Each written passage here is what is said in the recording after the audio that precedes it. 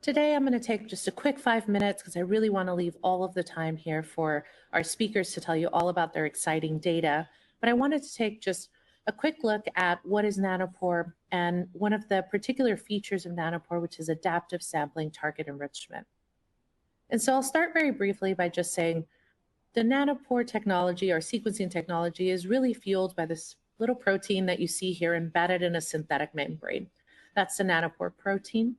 And you can see that through the nanopore, we're threading a piece of nucleic acid, be that RNA or DNA. And as that piece of nucleic acid is passing through the pore, we are running a current through the pore, and those individual nucleic acids are disrupting that current just slightly. And so you can see those are kind of the squiggly lines that you see on the screen. And the squiggly lines are slightly different for an A, slightly different for a T, slightly different for a G, and most importantly, are different for a methylated C and an unmethylated C.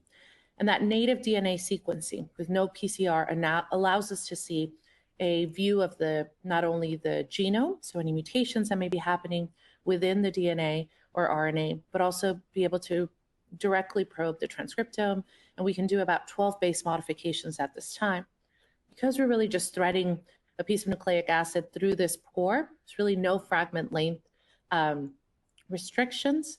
We have real-time data for rapid insights, and this is all provided in end-to-end workflows. And Louisa will talk a little bit later about some of the testing she did of one of our end-to-end workflows. And this nanopore technology, this nanopore sensing motor and membrane are really the basis of our flow cells. We've got min-ion flow cells. These are our smaller capacity flow cells. And then we've got some larger flow cells, our Promethean flow cells. And really the primary difference between this is their capacity to output and how many channels and how many individual pores they have in them. And those flow cells then fit into our suite of devices, from small personal sequencers like our min-ion that literally is smaller than a cell phone most days, that takes our min-ion flow cells, to our mid-throughput devices like a grid-ion that takes 5 min-ion flow cells at one time, or the P2I, the I is for integrated, which has integrated compute in it, and takes one of those Promethean flow cells. And then we've got a large high-output sequencer, our P24, and as the name implies, it holds 24 of those Promethean flow cells that can all be run individually, which gives our platform a momentous amount of flexibility. And so one other very unique feature of Nanopore that I wanted to maybe just talk about briefly, so it'll be the basis of several of the presentations that we have today, is adaptive sampling, which is sort of a very different way to do target enrichment. It's a software-based enrichment technology. And what that means is you don't need probes, you don't need amplicons, or multi-day library preps. You need a bed file, a chromosome start-stop file that provides your targets of interest to the sequencer. And then simply what the sequencer does is it reads about 400-ish base pairs of that nucleic acid. And then with real-time base calling and alignment, it decides, is this near my region of interest? If it is, keeps reading, keeps pulling the thread through. And if it isn't, it rejects the strand by changing its polarity, as you can see at the top of the figure here on the right, and just spits out that piece of DNA. That piece of DNA doesn't get sequenced anymore.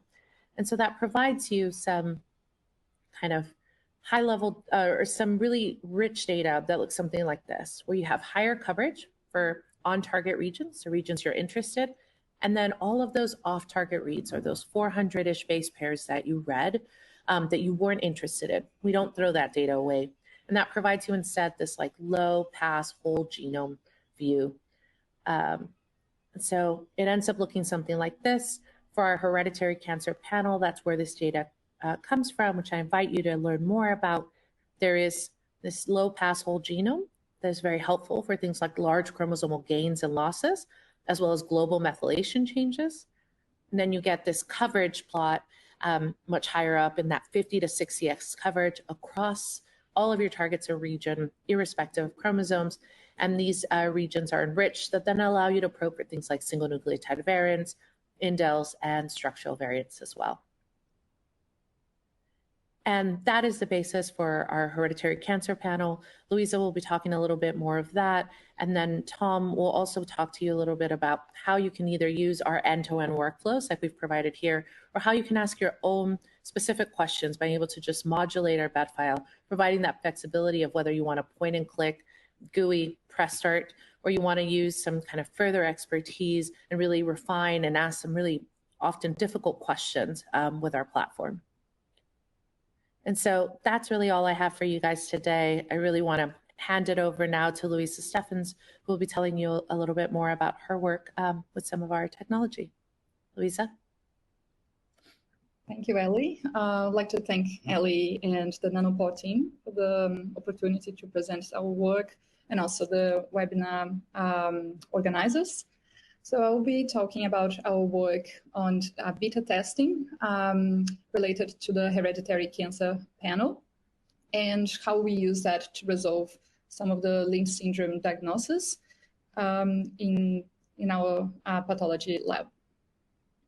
So these are just my disclaimers. We did receive some free flow cells and consumables from Nanopore for some of the experiments I'm showing today. And also I'd like to note that ONT products are currently for research use only. So just a bit of an introduction on Lynch syndrome. So Lynch syndrome is a hereditary cancer predisposition syndrome, and is characterized by an increased risk of different cancer types, including colorectal cancer, endometrial cancer, and prostate cancer, and is quite prevalent. So it can occur in around 1 in 300 individuals, and accounts for around 5% of all colorectal cancer cases. So the key genes involved in Lynch syndrome are genes associated with the DNA mismatch repair pathway. So in this table, we can see MLH1, MSH2, MSH6, and PMS2. The lesions in EpiGen can also impact MSH2 expression, so is also included and associated with this syndrome. So the mechanism of this syndrome is that defective repair proteins, they can fail to repair mismatch and replication errors. And this can lead to microsatellite instability and tumorigenesis. And this is why it's very important for us to identify people at risk so we can reduce the impact of this syndrome downstream. So here we have how our molecular testing works. So usually we start with a tumor sample, and we can analyze microsatellite instability and also perform immunohistochemistry to look at the expression of these key MMR proteins. And we can also sequence the tumor to rule out any somatic mutations that can mimic the syndrome, as well as looking at the promoter methylation of MLH1. But of course, to confirm the diagnosis, we need to perform germline testing, and also with that, we can also identify at-risk family members. So we have some challenges in our current diagnosis for Lynch syndrome, particularly related to detecting large structure variants in repetitive sequences, and also quite a lot of false positives or negatives in regions with pseudogenes. So with that, long-read sequencing can, of course, bypass some of these challenges. And we are particularly interested in resolving these structure variants in repetitive regions of pseudogenes. And also with long-read sequencing, we have the ability to phase alleles and also detect methylation without any extra sample preparation. So, of course, with long-read sequencing, we can perform several different investigations using an array of techniques. But the results I'm going to show now are related to looking at epigenetics, CNVs, and structure variants using adaptive sampling. And our goal is, of course, to evaluate if we can integrate this new methodology into our clinical workflows. So as Ellie mentioned, adaptive sampling is extremely interesting because we can enrich specific regions of interest without any extra step or a PCR. We can also deplete regions that we are not interested in looking at. And we have this ability to modulate our bed file for each run. So in case of, I'm going to show some examples of intergenic deletions that we can, of course, just modify our genomic coordinates. So we can add that into our bed file and enrich that part as well. So this is just a summary of the germline testing workflow. So we start with, of course, isolation of our genomic DNA, followed by a fragmentation step. So we are trying to aim for 10 kb. We prepare our libraries using a native barcode kit. And with that, we were able to multiplex 3 samples per flow cell. And we sequence these libraries using the Prometheum flow cells and in a P2 solo. And our analysis, we use the hereditary cancer pipeline in Epi2Me, which uses Claire3 and Sniffles2 for variant calling. We also use the HEC base calling model for these results. So because we wanted to look at this pipeline in a clinical workflow, we wanted to, of course, adapt this to avoid any changes in our pre-analytical methods. So with that, the first step, we wanted to identify if our current DNA, stored DNA, is suitable for long-read sequencing, because the current protocols suggest manual extraction of genomic DNA, but we use Chi-Symphony, so it's all automatic. So we ran a couple of samples and tested 2 different extraction methods versus our current Chi-Symphony workflow, and we did not observe any differences in fragment size or quality. So that showed to us that we could easily just add this method to our workflow. So here I'm just showing you some summary of our samples and the quality check. So on the top graphic, we have the mean depth, the coverage of our samples, and on the bottom, we have the fragment size. So we observed that our average coverage was 30 times, and our average fragment size after running was 8 kb. So that shows us that we had a pretty consistent. Of course, some samples were a little bit more fragmented, and sometimes we did not reach a very good depth, probably due to not many pores in our flow cells when we started the run. But we were overall very happy with the consistency. And now I'm just going to show you some case studies. So we have 3 case studies related to Lynch syndrome. And the first one is related to variants in PMS2 or PMS2CL. And we ran around, now it's more than 50 cases, I would say 70 cases related to PMS2 variants. And the majority of these cases involve deletions in the 3' sequence of PMS2. So why this is a problem? So PMS2 has a pseudogene that is located in the same chromosome, and it's just a duplication of this, of just a couple of exons of PMS2 that is inverted. This pseudogene can cause lots of difficulty when we are doing short read sequencing, because it has been reported that PMS2 and PMS2CL, they can lead to hybrid genes, and it's very common to observe genomic rearrangements between these genes. So with our short read sequencing, sometimes we have flagged variants, particularly when they are located in exon 11, 12, 13, 14, 15 of PMS2, because the variant caller cannot really identify if the variant is in PMS2 or PMS2CL. So usually we perform long-range PCR to validate these variants, but this, of course, can be a bit time-consuming. And with long-read sequencing, we believe that this would be extremely easy to identify if a variant is in either gene.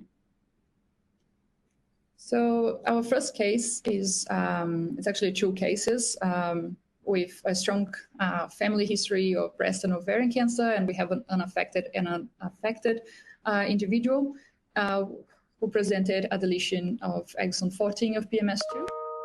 But of course, this region shares 98% of homology with exon 5 of PMS2CL. So after running these samples, we were able to identify that was actually in PMS2CL and not in PMS2, sorry, and not in PMS2CL.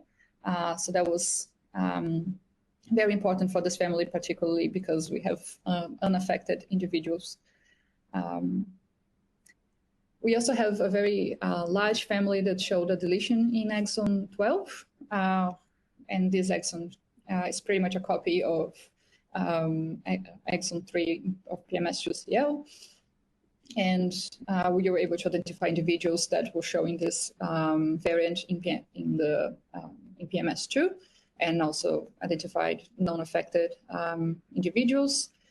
So this was, of course, really important for this family, who they were waiting for confirmation for quite a few months. And also just like to point that for deletions, Nanopore has been really great in resolving these variants. But of course, for single nucleotide variants, such as this nonsense variant, is also very easy to identify where the variant is located in which gene. More recently, we have had some more challenging cases, such as larger deletions of PMS2 exons.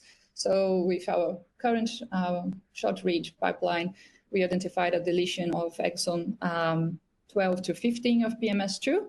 But when we ran in our P2 solo, we were actually able to look that this deletion was even larger, even removing 2 other downstream genes.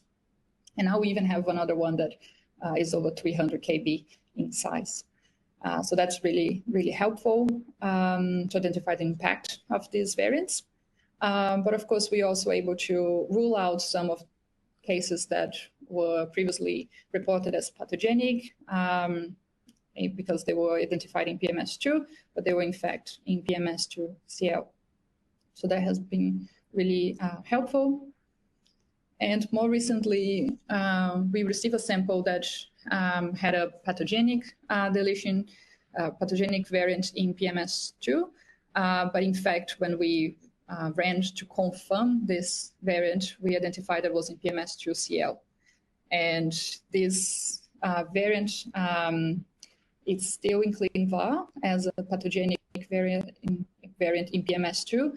But in fact, there's some literature showing that this is a misinterpretation of the variant, and it should be this classification should change. So our next case study is related to deletions in the 3' region of EpCAN that can affect its MSH2 expression. So in this image, we have the location of EpCAN and MSH2 just to illustrate how this mechanism works. So we can see that deletions in the 3' region of EpCAN, they can cause these blue lollipops, which they are literally just methylated CpG sites in the promoter region of MSH2. And with that, we have this the reduction in expression of MSH2. And in some cases, we also have the formation of fusion transcripts. So our current method to identify these cases is using MLPA.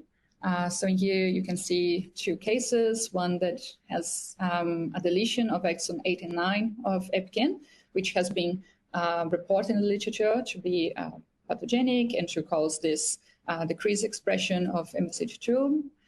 But we also identified a family that had an intergenic deletion between EpiGen and MSH2. So because this intergenic deletion was never observed before, we decided to investigate using long-read sequencing.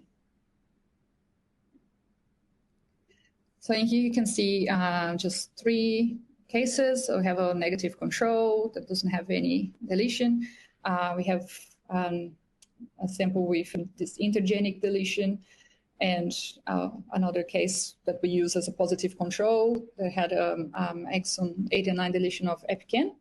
So with Nanopore compared to MLPA, we were able to define the specific breakpoints, which is also really, really helpful, and observe the methylation of this region without any extra preparation. So here on the right, you can see that the samples did not show any methylation in the promoter region of MSH2, which is showing in blue. So that's not really what we expected. We expected to see methylation, at least in the positive control.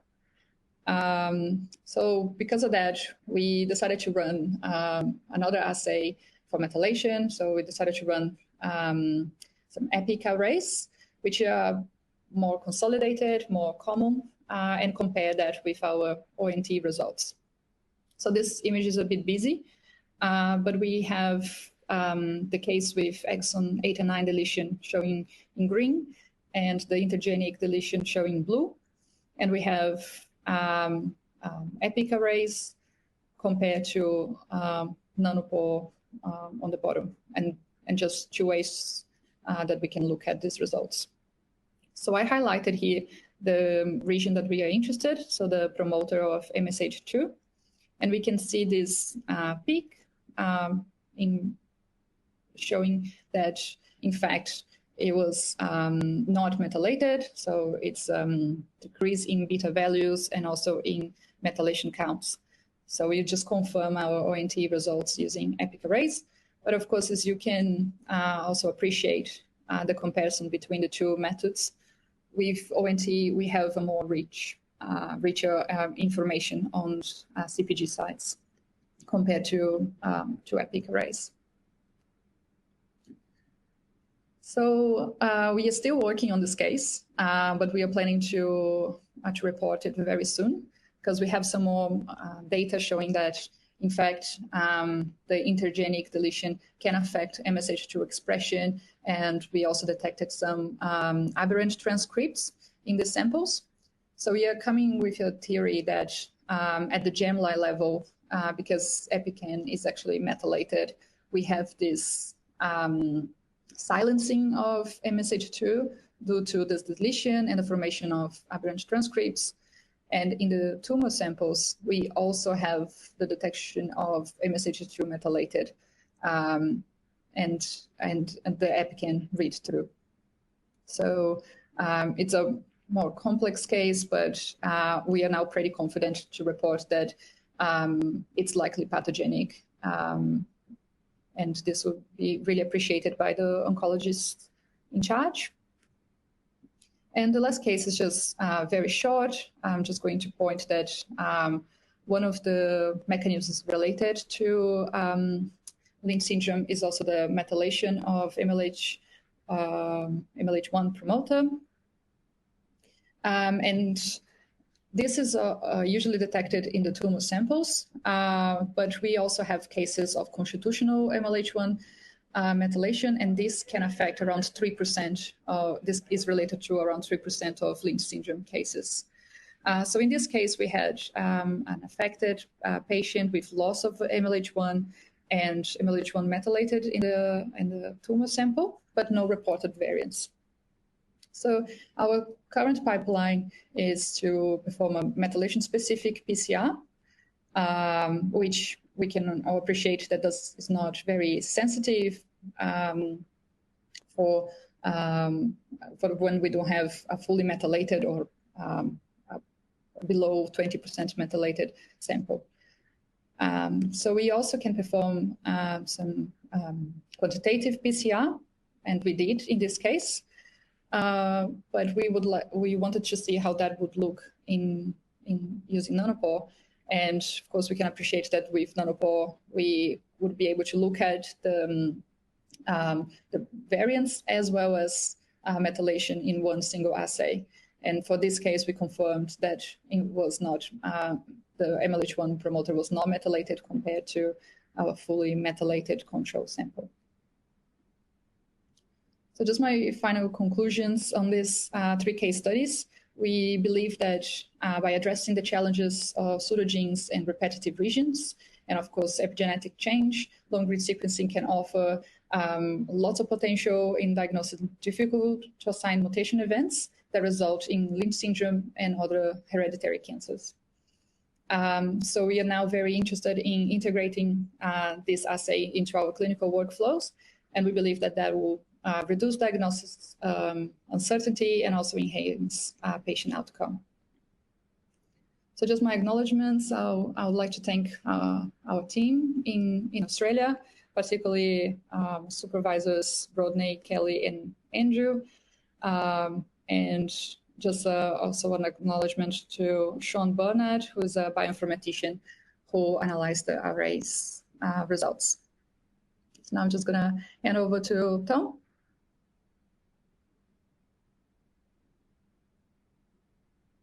Thanks, Louisa. I'm going to describe paired long-read DNA and RNA sequencing for inherited polyposis in colorectal cancer. So in 2022, the National Comprehensive Cancer Network updated their genetic testing guidelines for inherited colorectal cancer, and they are now recommending germline testing for patients with colorectal cancer if patients are diagnosed before age 50 or have a mismatch repair deficiency in their tumor or a suggestive family history. There are clinical recommendations for patients with germline pathogenic variants in inherited colorectal cancer genes, and these include enhanced screening, surveillance, as well as personalized surgical and treatment options. So the current clinical testing for inherited colorectal cancer uses multi-gene panels sequenced in conjunction with short reads. And generally, the testing is performed on a blood sample and a paired tumor or polyp tissue from the patient. Here at the University of Washington, we developed a multi-gene panel based on short reads called Oncoplex in 2010. And it's the first-line test for colorectal cancer patients at our institute. But despite high-quality testing with this panel, many patients remain without a genetic diagnosis. So about a year ago, with our clinical colleagues, we began integrating long-read sequencing into clinical testing for inherited colorectal cancer. And I'm going to describe our paired long-read DNA and RNA sequencing on 4 patients that we tested in the research setting after they'd been referred to us by clinicians. 2 of the patients had negative panel testing despite a high suspicion for a mutation based on clinical criteria, which I'll show you soon. And then 2 additional patients had intronic variants of uncertain significance in recessive colorectal cancer genes. And in each case, we performed long-read DNA sequencing targeted to known colorectal cancer genes by adaptive sampling based on blood-extracted DNA. And we also established a lymphoblastoid cell line for each of the 4 patients, and that gave us access to a high-quality fresh RNA. So we were able to perform, in parallel, long-read direct RNA sequencing for each of the 4 patients too. So Louisa gave a really nice description of how targeted sequencing by adaptive sampling works. It's, as she said, it's targeted in real time as the molecules are sequenced. And we've spent about 12 years doing target enrichment, first by PCR, then by oligonucleotide capture probes, and more recently by CRISPR guides. And it is a real joy to use adaptive sampling. It's a very cost-effective and efficient process, and we've used it across many projects now. So we designed our own panel of colorectal cancer genes, and we're doing adaptive sampling for 19 colorectal cancer genes. First are the 4 Lynch syndrome genes, mismatch repair genes, which Louisa described, which predispose patients to high risk of colorectal, endometrial, as well as other cancers. We're also sequencing the 2 familial adenomatous polyposis, or FAP genes. Patients with FAP can present with hundreds to thousands of polyps and also have a high risk of developing colorectal cancer. FAP is caused by pathogenic variants in 2 genes, APC, which is inherited dominantly, and MutYH, which is recessive, so requires 2 biallelic mutations. And then we also target a large number of syndromic or newly described colorectal cancer genes listed here. For example, BMPR1A and SMAD4 can give rise to a very distinct pathological subtype of polyposis called juvenile polyps. And then we've also sequenced genes like MLH3 and MSH3, which have been described in the last couple of years. And there are only maybe a handful of papers describing mutations in those genes so far in the literature. In each case, the clinical sequencing of the tumor and the polyps on the panel informs which genes to evaluate when we're looking at variants in our long-read DNA and RNA data. So this is the first patient that was referred to us. He was a 52-year-old man diagnosed with urothelial cancer at age 46. Here. And you can see his mother had a number of primary tumors, including bladder, uterine, and colorectal cancer. And his half-brother had very early onset colorectal cancer, diagnosed at age 27. There's also substantial history on the maternal side of stomach, colorectal, and uterine cancers. So a very suspicious family for a germline mutation. This patient had only had limited immunohistochemistry performed on his tumor sample, but it did indicate loss of MSH2 and MSH6, which would suggest that the Lynch syndrome was involved, at least in his tumor. So we performed Oncoplex, the multi-panel sequencing with short reads, on his paired blood sample and tumor sample, and we identified a single MSH2 pathogenic variant, which was a truncation. We also confirmed that the tumor was microsatellite stable, which was consistent with the loss of MSH2 and MSH6 in his tumor sample.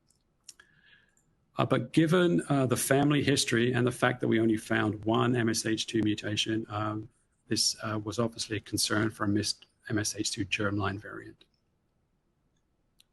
So we performed adaptive sampling across the 19 colorectal cancer genes on blood DNA from the patient.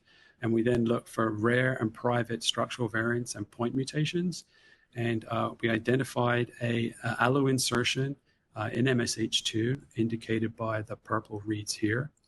It's actually very close to the exon 15 splice site, just 10 bases away. So it would be expected to alter splicing.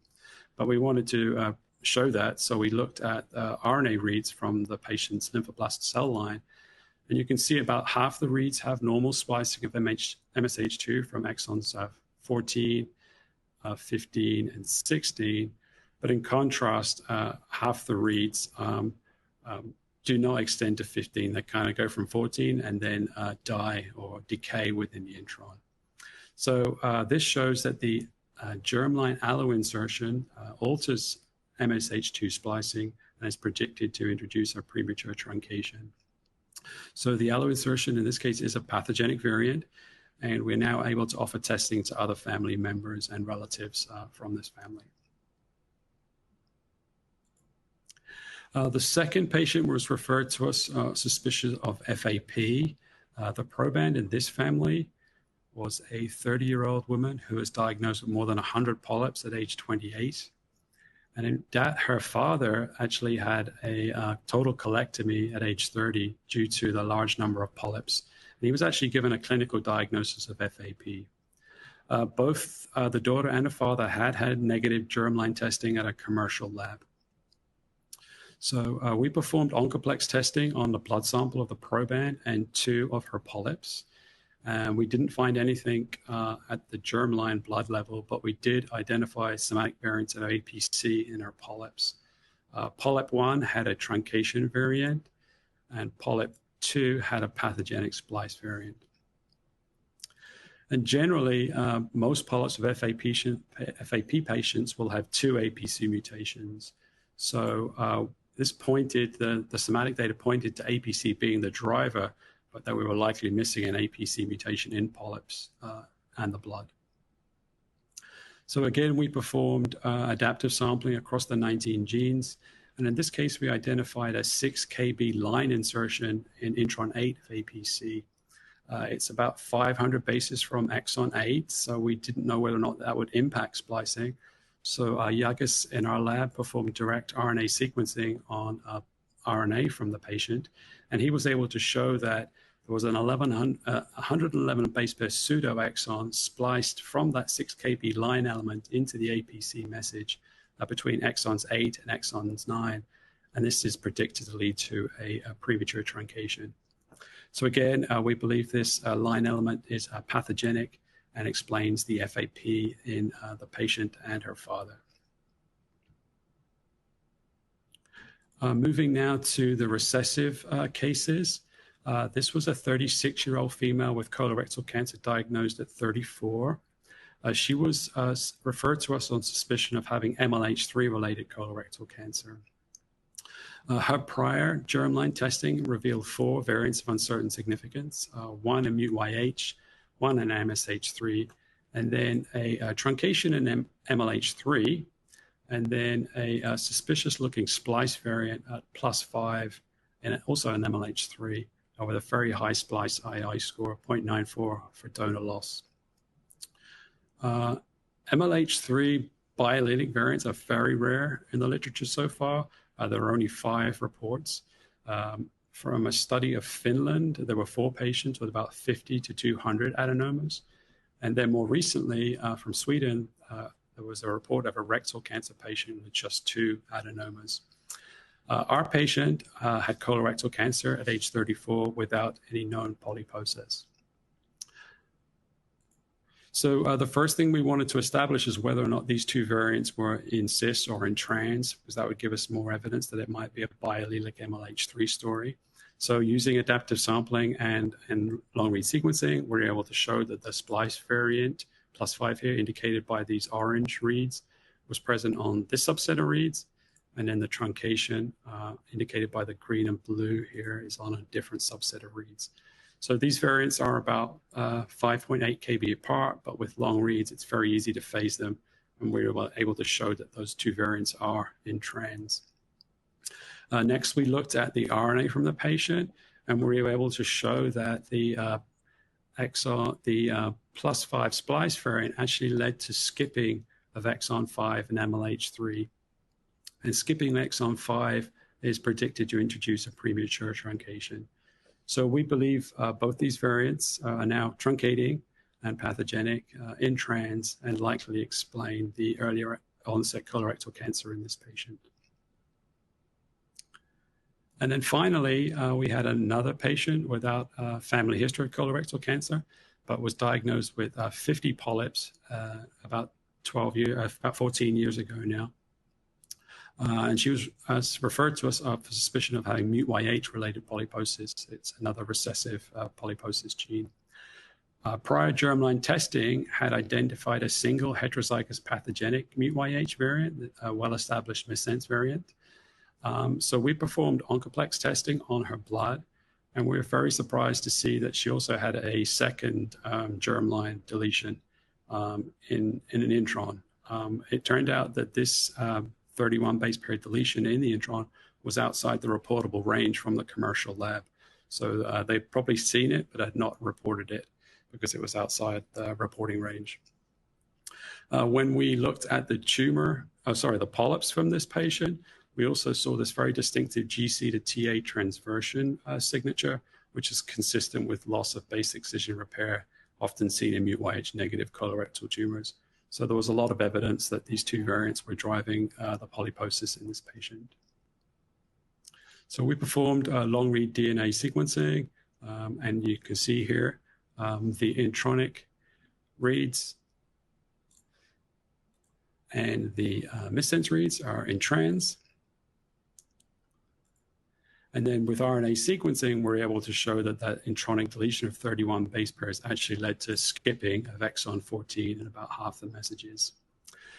Skipping of exon 14 is actually in frame, so it doesn't introduce a premature truncation to the MUT1 protein, but exon 14 does encode part of this NuDX hydrolyzed domain, which is very important for base excision repair. So we believe that is a pathogenic variant, and in conjunction with the pathogenic missense in trans likely explains the polyposis in this patient. So in summary, we performed adaptive sampling long-read DNA sequencing paired with long-read direct RNA sequencing, and that led to the genetic diagnosis in 4 cases of colorectal cancer or polyposis. We believe that patients and families with a high clinical suspicion of a mismutation by short-read analysis may benefit from paired long-read DNA and RNA sequencing. And then I think the last 2 examples show that direct RNA sequencing can readily characterize intronic variants of uncertain significance. And I'd like to thank Yagis and Amal for their RNA work, Suleiman and Ming for all their work on the DNA sequencing alignment, Jessica Mandel is our genetic counselor, and Mary Claire King has supported this project and additional breast cancer projects. And I'd especially like to thank my clinical colleagues from lab medicine, Angie Jacobson and Colin Pritchard.